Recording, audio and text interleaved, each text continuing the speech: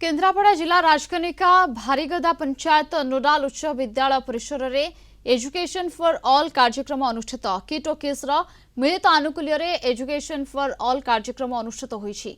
कार्यक्रम में kit university assistant professor Prabhat Kumar Raut, शिक्षाविद कालीप्रसाद नायक और रंजन कुमार मल्लिक प्रमुख जोग देथिले।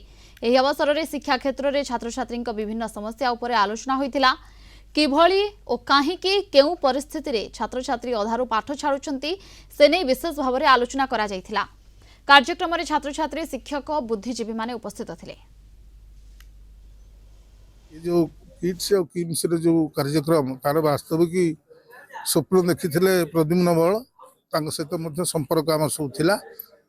से आम इलाका को घर को आसछंती। तेरे वर्तमान अच्युत सामंत ताकू चल रखिंट से प्रक्रिया को एवं विशेष करके ट्राइबल एरिया रो जे आदिवासी मान पिला मानकू एजुकेट करने विशेष ध्यान दि जाता सब बड़ कथा एवं अन्य दरिद्र पीड़ित लोक मानक पिला से शिक्षित करने सब दिगरु उद्यम आरंभ कर धन्यवाद पात्र निश्चित भाव में एवं समस्त प्रकार मतर ऊर्ध्वे रहीकि से कार्यक्रम को अति सुचारू रूप परिचालना कर समग्र ओडिशावासी पाखे कृतज्ञ।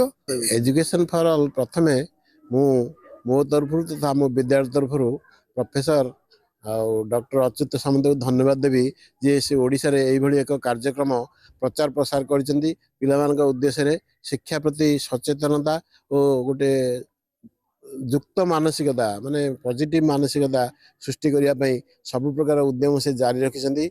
जा फल ओडिशा रे शिक्षार बहुल प्रसार चली माध्यम रे।